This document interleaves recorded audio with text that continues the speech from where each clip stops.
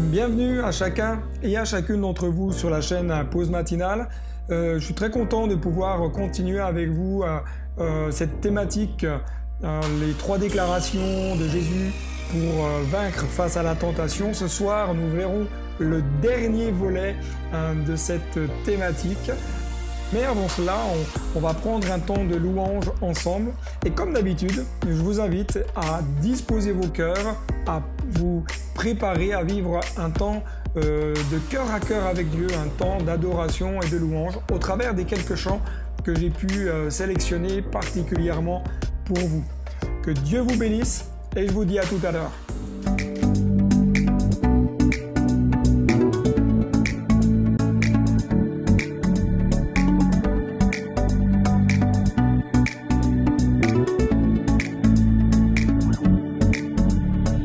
Au son de ta voix, la lumière a jailli, éclairant nos pas, au creux de tes bras, ton amour infini nous comble de toi. Au son de ta voix, la nature a pris vie, nous guidant vers toi, au creux de tes bras, ta bonté nous saisit, nous remplit de joie. Nous voici rassemblés pour te célébrer. Oh, de ta voix, nous désirons être l'écho, ton écho.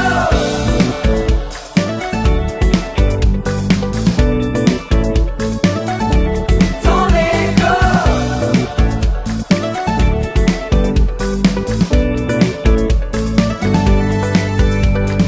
Au son de ta voix, la lumière a jailli, éclairant nos pas, au creux de tes bras, ton amour infini nous comble de toi.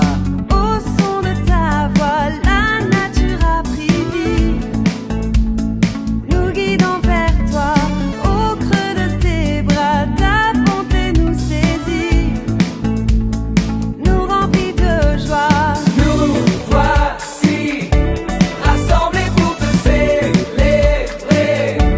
Oh, de ta voix, nous désirons être l'écho, ton écho.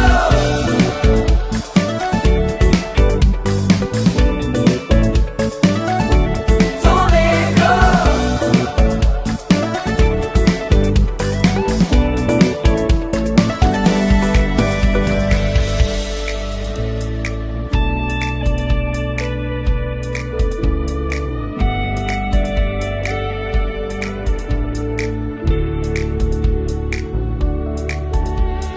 Fais de nous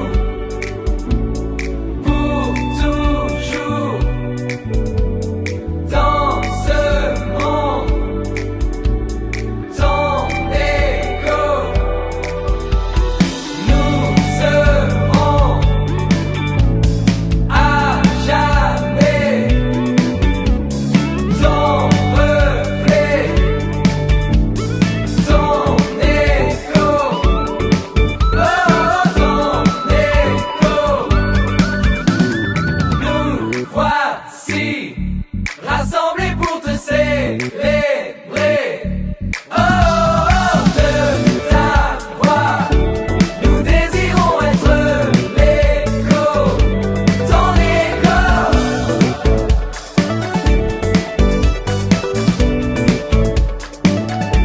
Ton écho.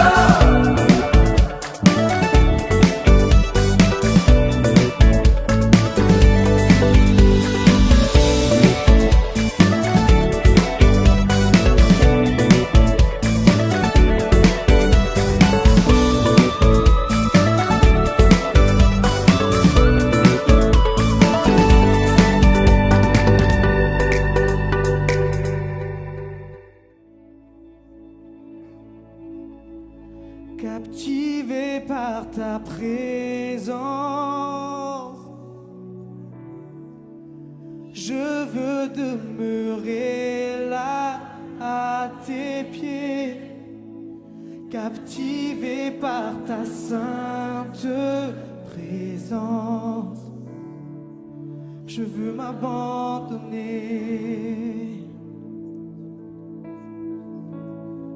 Je ne cherche pas ta main. Tu ne me dois rien, tu m'as comblé. Au-delà de ce que tu peux faire, je veux ton cœur.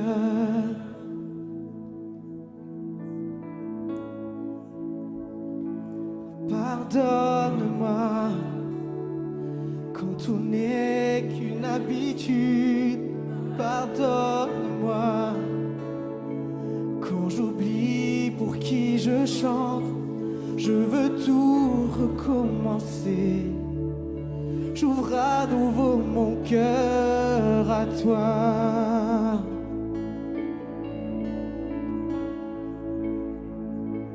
Pardonne-moi quand je ne pensais qu'à moi seul. Pardonne-moi lorsque toi seul ne suffit pas. Je veux tout recommencer. J'ouvre à nouveau mon cœur à toi.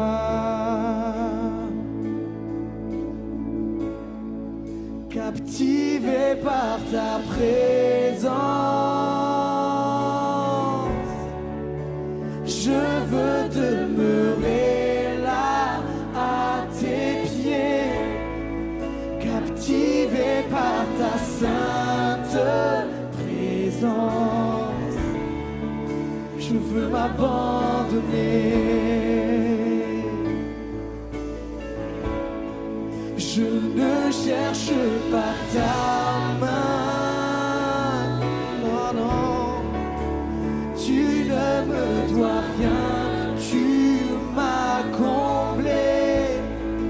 Au-delà de ce que tu peux faire, je veux ton cœur. Je veux ton cœur. Rien au monde, rien au monde ne peut me combler. Je veux ton cœur. Rien au monde, rien au monde ne peut me combler. Je veux ton cœur. Rien au monde, rien au monde ne peut me combler. Je veux ton cœur. Rien au monde, rien au monde ne peut me combler. Je veux ton cœur. Je veux ton cœur.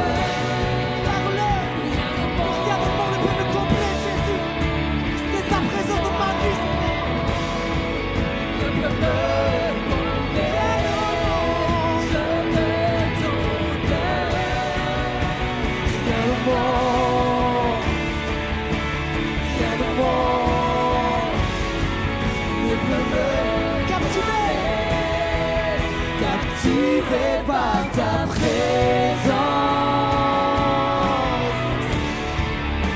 je veux demeurer là à tes pieds. Captivé par ta sainte présence, je veux m'abandonner.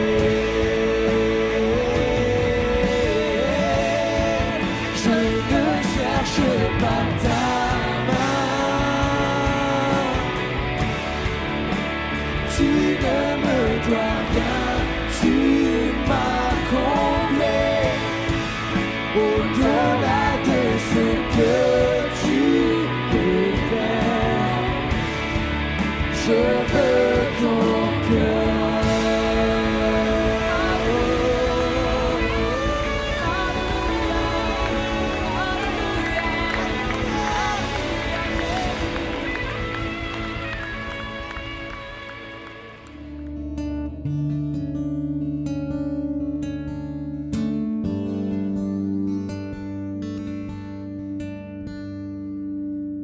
marche devant moi.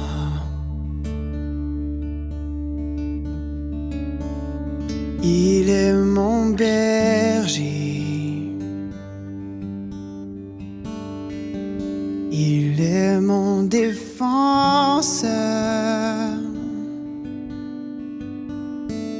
Je n'ai pas peur.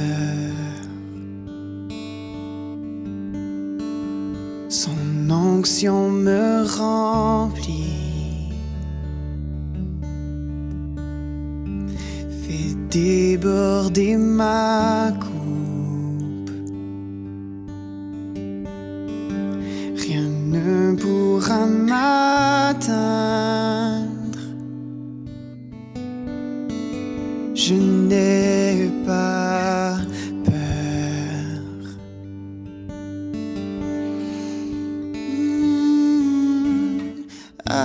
Alléluia, je ne suis pas seul.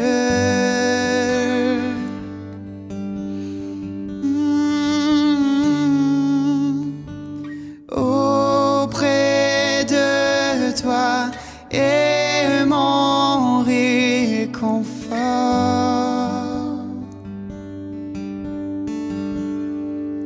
Il me guide malgré montagnes et vallées. Sa joie me rafraîchit, restaure mon âme. La grâce et la bonté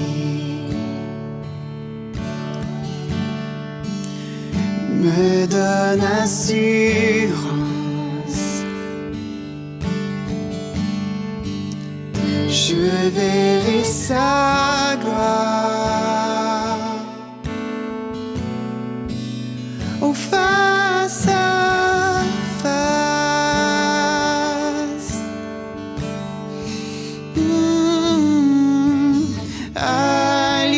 Alléluia, je ne suis pas seul.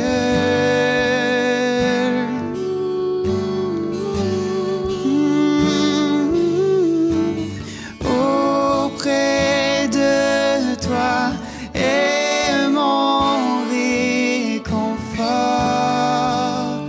Alléluia, oh, alléluia, je ne suis pas seul.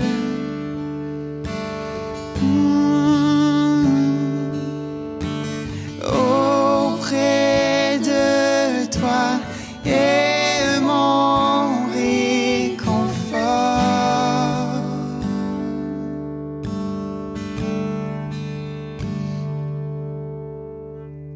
Oui, ton esprit vit en moi, je marcherai dans ta paix.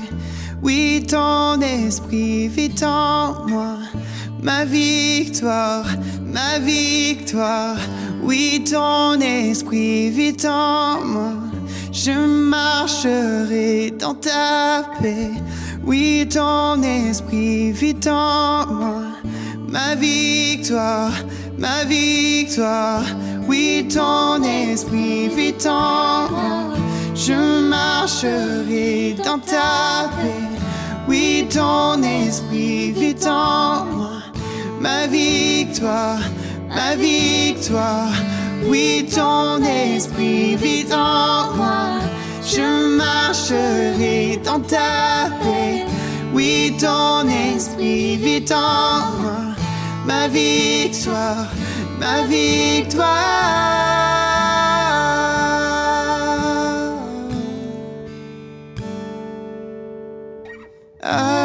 Alléluia, je ne suis pas seul.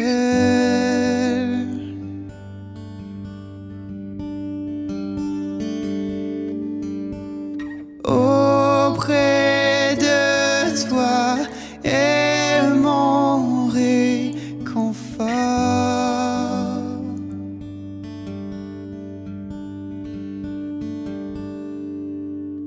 Alléluia, je ne suis pas seul.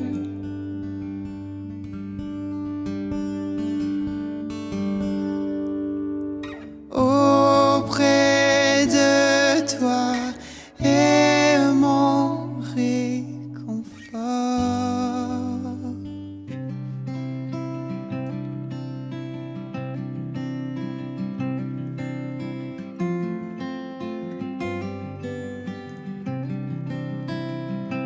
Tu m'as ébloui par tes mélodies, tu m'entoures d'un chant d'amour, chant de délivrance devant mes ennemis. Toutes mes craintes s'enfuient. Je ne suis plus esclave de la peur. Je suis enfant de Dieu.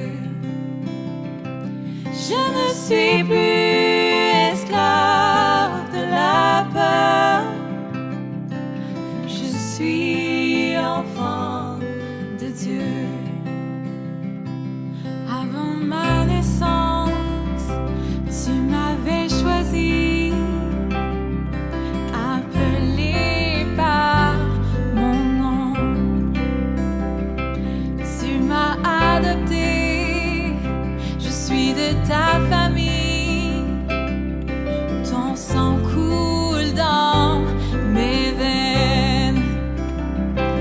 Je ne suis plus esclave de la peur. Je suis enfant de Dieu. Je ne suis plus esclave de la peur. Je suis enfant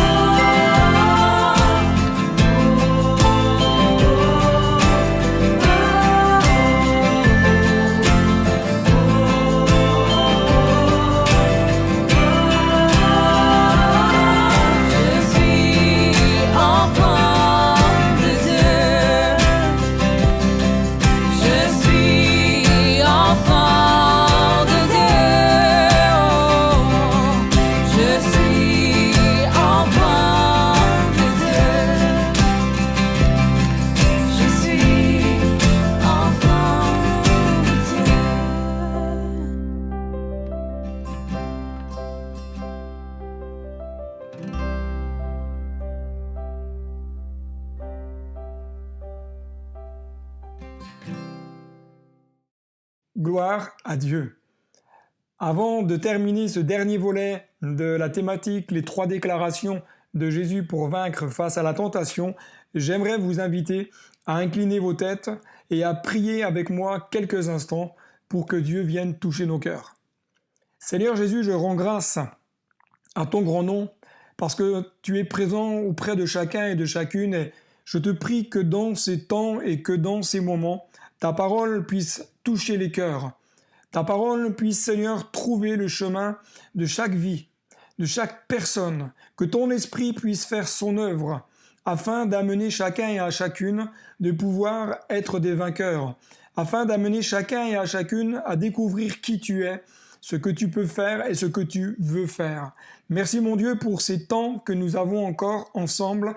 Merci pour ce privilège que nous avons de pouvoir méditer ta parole, de pouvoir échanger, partager, et que tu puisses, dans ces moments, venir te révéler particulièrement dans le cœur de celui qui te cherche. Alors, viens, dans ces temps, encore te révéler par ta puissance et te révéler par ton amour, au nom de Jésus. Amen. Voilà, chers amis, nous allons donc terminer cette thématique en abordant la dernière déclaration de Jésus. Tu adoreras le Seigneur ton Dieu. Regardons en vidéo le texte que nous allons partager ce soir.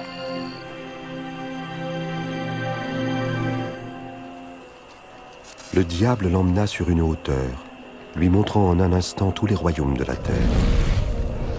Je te donnerai tout ce pouvoir avec la gloire de ces royaumes, parce que c'est à moi qu'il a été remis et que je le donne à qui je veux. Toi donc, si tu m'adores, tu l'auras tout entier. Il est écrit, tu adoreras le Seigneur ton Dieu, et tu ne serviras que lui.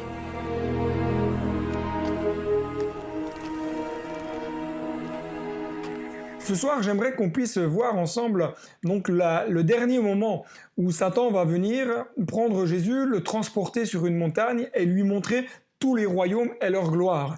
Et remarquons qu'à partir de ce moment, Satan n'a plus du tout la même approche, il n'a même plus la même argumentation pour venir amener Jésus à chuter. Et Satan va venir à un moment donné, donc dans ces instants, lui proposant d'une manière assez étonnante tous les royaumes et leur gloire. Et regardons ce que nous dit la transcription de la parole vivante. Après cela, le diable l'entraîna sur une haute montagne.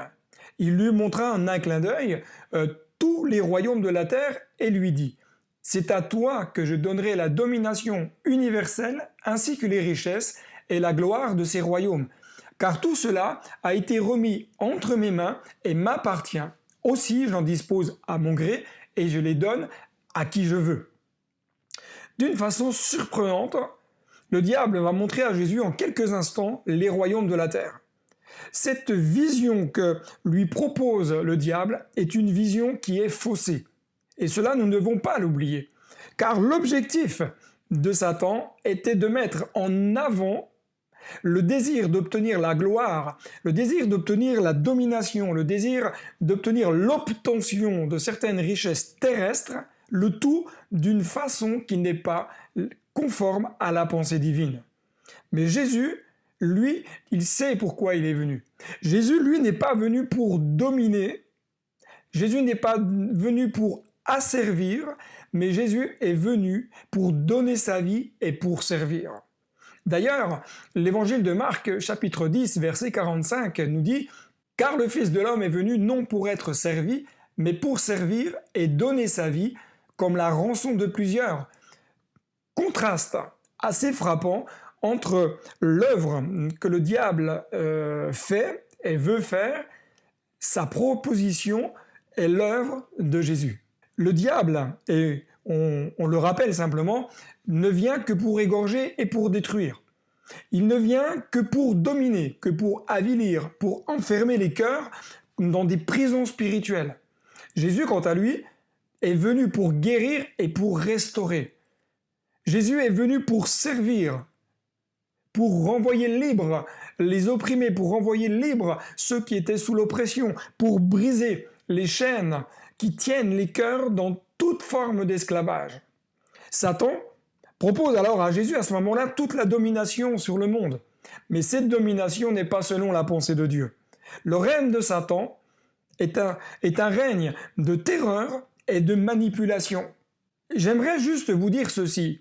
La pseudo-liberté que Satan promet aux hommes ne ressemble en réalité qu'à une prison déguisée où les cœurs sont bel et bien enfermés sans avoir la possibilité de voir la lumière du jour extérieur. C'est pourquoi prions pour que la lumière luise au sein des ténèbres. Le plus riche, selon l'esprit du monde, est en réalité le plus pauvre dans le royaume de Dieu.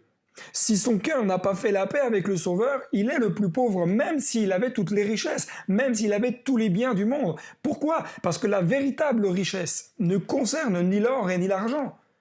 Mais la véritable richesse, c'est le cœur qui a rencontré Christ.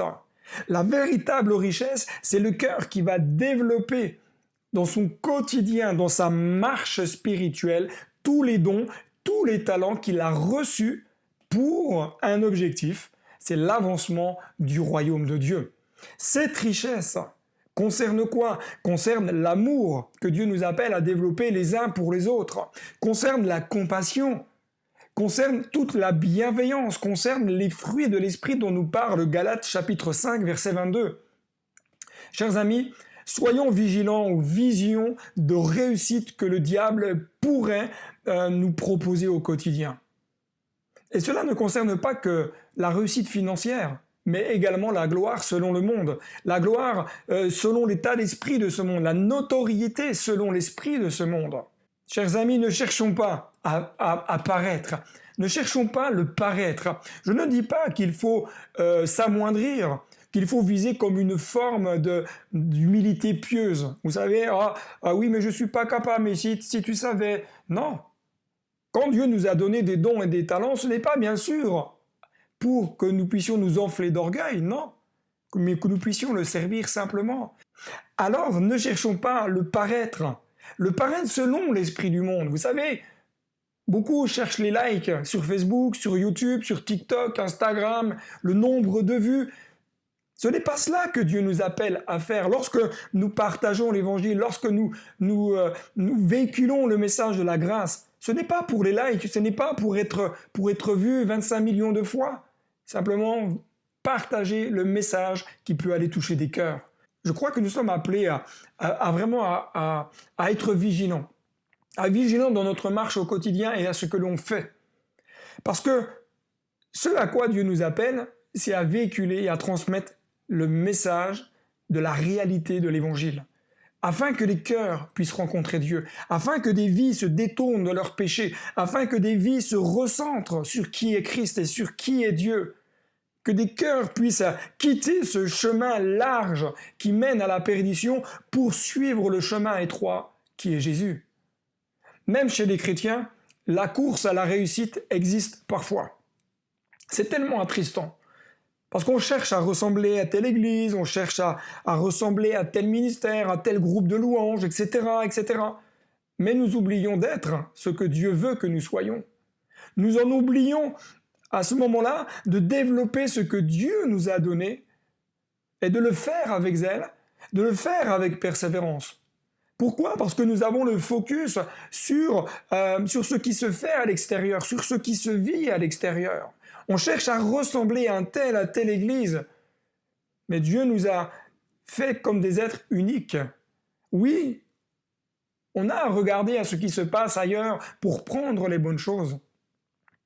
Mais nous ne devons jamais oublier que nous devons être ce que Dieu veut que nous soyons, que nous devons développer ce que Dieu nous a donné, que nous devons travailler dans ce que Dieu nous demande de travailler. C'est pourquoi la réussite ne devrait pas être recherchée pour une ambition personnelle. Je pense que ce qui peut peut-être nous aider pour savoir si ce qui brûle dans notre cœur est bon ou non, c'est le but pour lequel nous le faisons. Ayons toute cette honnêteté personnelle et intérieure de dire « Mais Seigneur, pourquoi je le fais? Pour quelle raison je souhaite faire telle ou telle chose? Est-ce que je cherche à faire des vidéos pour être vu? Ou est-ce que je cherche à faire des vidéos pour transmettre l'évangile? Est-ce que je cherche à communiquer par tel moyen ou tel autre moyen pour être comme en tête d'affiche, ou est-ce que je cherche juste à transmettre ce que Dieu a déposé sur mon cœur? Est-ce que je cherche à écrire des chansons, à écrire de la musique pour que l'on m'écoute? Ou est-ce que j'écris, est-ce que je chante pour que des cœurs louent et adorent Dieu? J'aime à dire souvent, ne cherchons pas à se ressembler les uns aux autres. Dieu a donné des dons et des talents très différents. Dieu nous appelle à des choses très différentes. Et c'est cela que nous devons chacun et chacune viser, c'est développer ce que Dieu a mis en nous. Vous savez, l'orgueil a été le talon d'Achille de Satan. D'ailleurs, c'est ce qui a précipité Satan. Et aujourd'hui, je crois qu'il continue dans la même manière à faire cette œuvre dans le cœur des hommes pour les amener à chuter. Parce que Dieu résiste aux orgueilleux, nous dit la parole. Et le diable insuffle dans le cœur de l'homme tout un désir de gloire personnelle et tout un désir de gloire orgueilleuse. C'est pourquoi nous ne devons pas chercher la réussite par toutes sortes de moyens humains, par toutes sortes de stratégies, de toutes sortes de manipulations, etc. Et même si aujourd'hui il existe dans le domaine séculier des outils, des leviers intéressants pour nous aider à grandir, à progresser, à dynamiser. En tant que personne, ou même en tant qu'Église, nous ne devons jamais oublier que le royaume de Dieu, c'est un royaume spirituel. Et que le but de ce royaume spirituel, c'est l'avancement du royaume de Dieu. C'est de gagner des âmes à l'évangile. C'est d'arracher de l'enfer des cœurs qui sont perdus. Les outils que certains utilisent sont bons lorsqu'ils sont mis au service de l'évangile et non le contraire. Ils sont là pour moi, ce sont des outils qui sont là pour nous aider à progresser, pour nous aider à grandir, pour nous aider à nous épanouir. Mais ils sont là surtout pour nous aider à aller chercher et gagner le cœur de ceux qui ne connaissent pas Dieu. Ils sont là pour nous aider à faire des disciples de Jésus. Nous ne devons pas, chers amis, rechercher la réussite par des moyens financiers. L'or et l'argent appartiennent à Dieu, nous dit la parole. L'or et l'argent doivent être utilisés pour l'avancement du royaume de Dieu et non pour un enrichissement personnel. Tout ce que le diable avait, il le propose à Jésus, insufflant dans cette pensée que tout ce qui lui appartient, si Jésus se prosterne et l'adore, le diable était prêt à lui céder. C'est un véritable mensonge que le diable est en train de donner. Pourquoi? Parce qu'il n'était pas du tout prêt à donner quoi que ce soit à Jésus. Bien au contraire, il sait que si Jésus succombe à la tentation de vouloir se dire quelque part j'ai la possibilité de régner sur le monde, peut-être d'une manière plus rapide, plus facile, sans passer par la croix, avec des moyens qui ne sont pas de Dieu, Jésus aurait perdu sa position et aurait été sous l'asservissement de Satan. Par conséquent, il n'aurait rien gagné du tout, mais il aurait tout perdu. Et l'humanité n'aurait plus de moyens pour être sauvée. Et lorsque le diable nous propose toute forme de réussite, toute forme de notoriété, voire même certaines délivrances ou guérisons, dites-vous bien qu'il y a un mensonge déguisé derrière tout cela. Parce que le seul qui peut vous donner ce qui est bon, c'est Dieu. Le seul qui a porté toutes vos maladies, toutes vos infirmités, qui a vaincu toutes les dominations, toutes les puissances à la croix, c'est Christ. L'évangile de Matthieu, chapitre 4, versets 10 et 11 nous dit « Retire-toi, Satan, car il est écrit « Tu adoreras le Seigneur ton Dieu et tu le serviras lui seul. » Alors le diable le laissa, et voici des anges vinrent auprès de Jésus et le servaient. Quelle puissance dans cette dernière déclaration de Jésus. « Retire-toi, Satan ».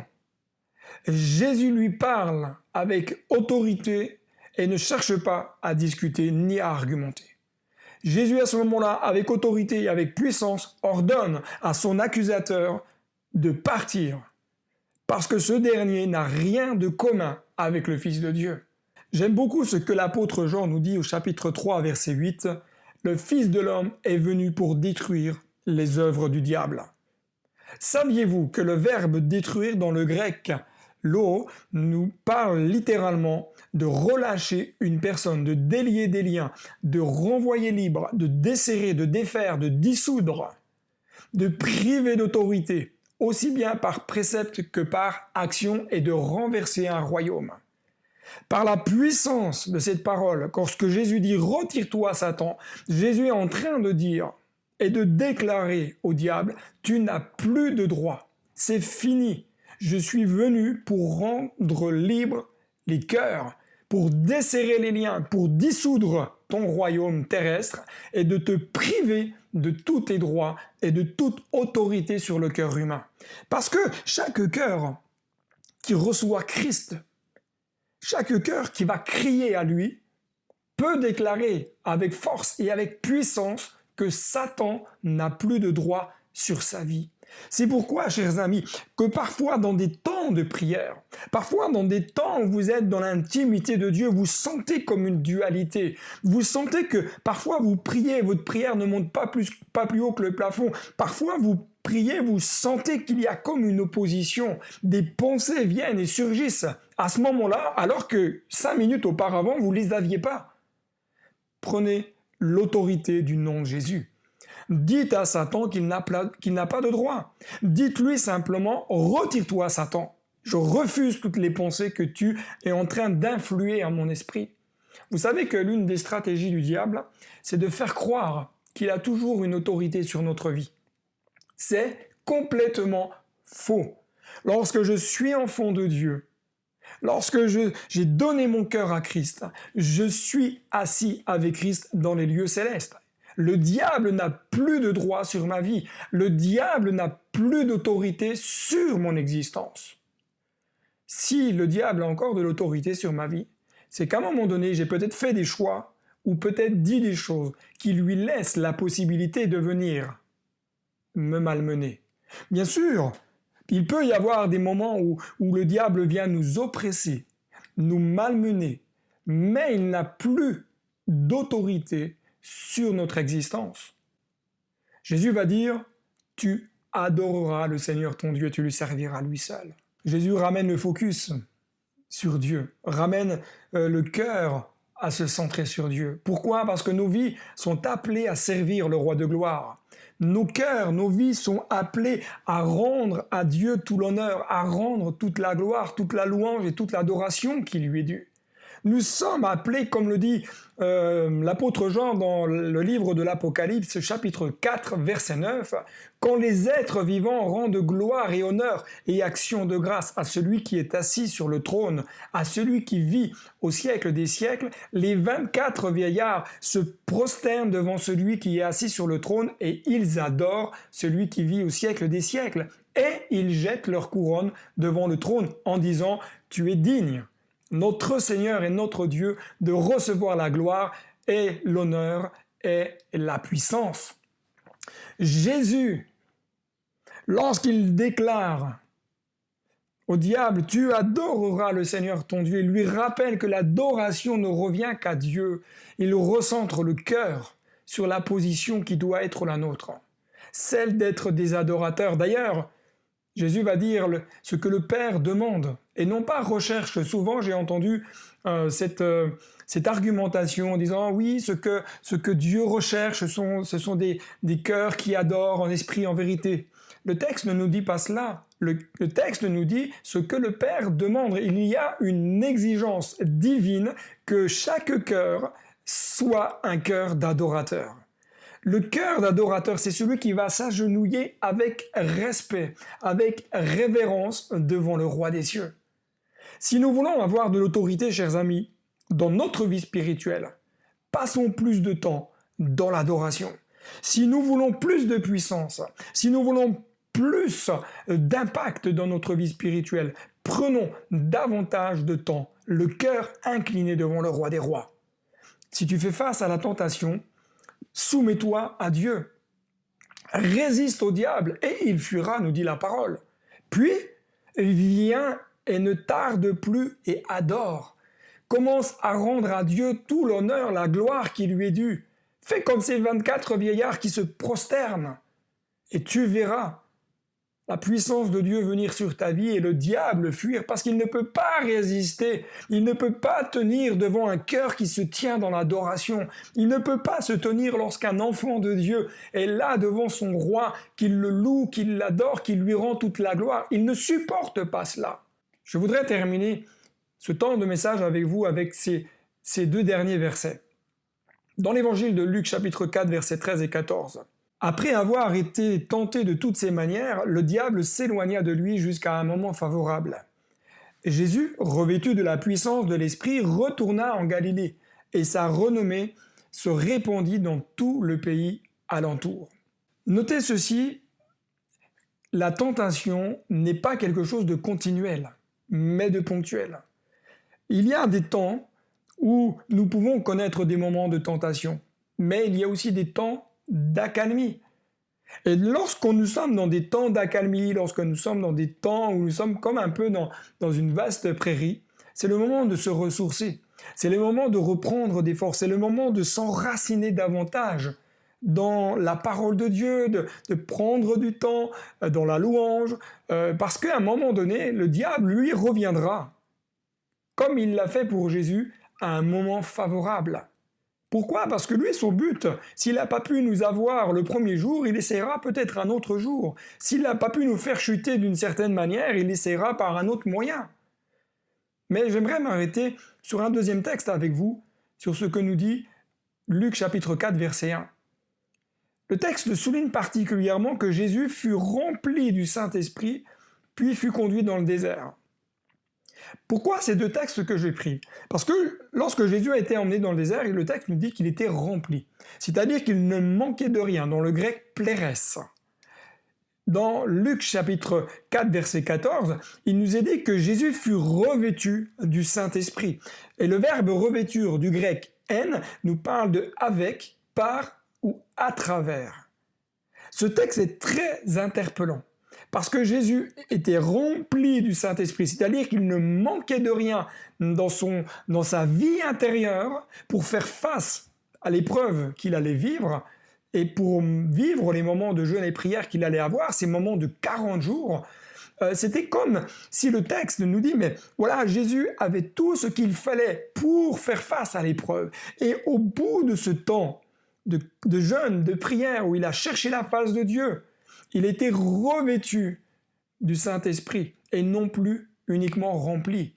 Et Jésus, lorsqu'on prend le grec, pourrait se traduire ceci, Jésus fut revêtu ou avec la puissance du Saint-Esprit, ou encore par la puissance du Saint-Esprit, ou à travers la puissance du Saint-Esprit, retournera en Galilée pour exercer son ministère. Mon frère, ma sœur, je crois que tu as besoin davantage de puissance pour accomplir ce que Dieu t'a appelé à accomplir. Tu as besoin davantage de cette dimension du Saint-Esprit pour vivre ce que Dieu veut que tu vives. Tu as besoin davantage de laisser de la place au Saint-Esprit pour faire face à toutes tes difficultés. Alors, si tu veux plus de Dieu, si tu veux être impacté par Dieu, commence à adorer. Commence à le louer. Et commence à lui dire, j'ai tellement besoin d'être revêtu de la puissance du Saint-Esprit. Chers amis, continuez à aller de l'avant, continuez à combattre et ensemble, venons et adorons.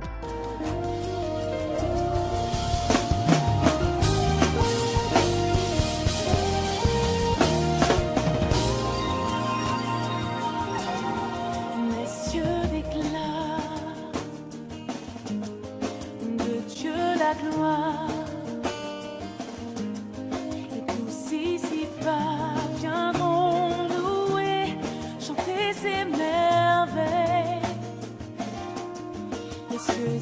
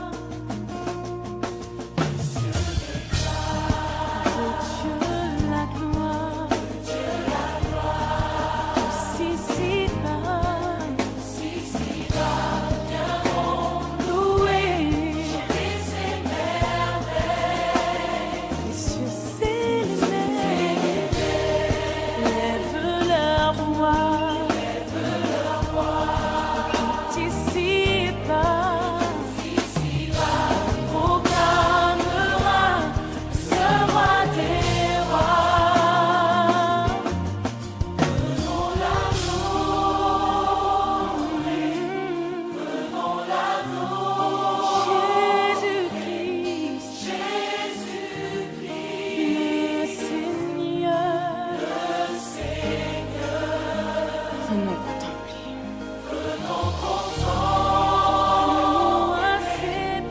Venons à ses pieds.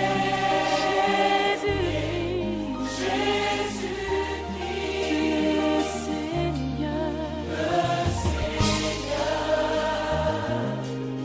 roi de l'infini, tu vas revenir. Et bien que la terre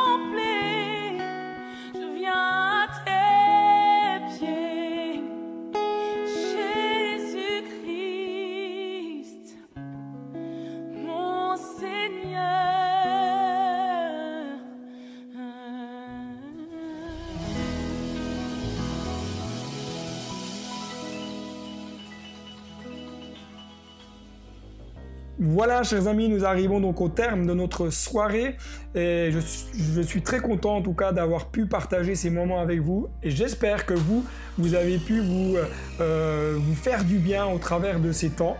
N'hésitez pas à laisser un commentaire, à m'envoyer également un commentaire à l'adresse mail qui s'affiche en bas de l'écran.